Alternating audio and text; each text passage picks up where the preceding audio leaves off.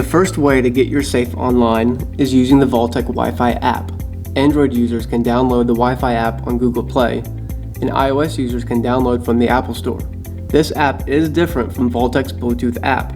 Be sure to look for the Wi-Fi symbol in the app icon. The initial app screens will guide your setup. First, create your pattern lock, which can be disabled from the app later. Next, create an account.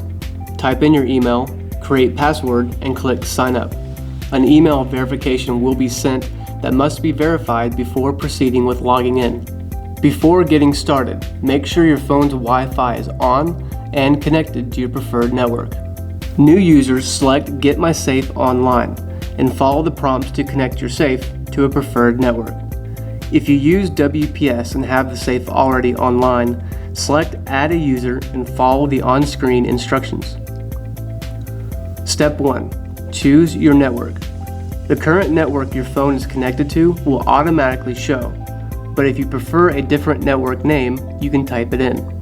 Step 2. Type in the network password. Step 3. Ready your safe.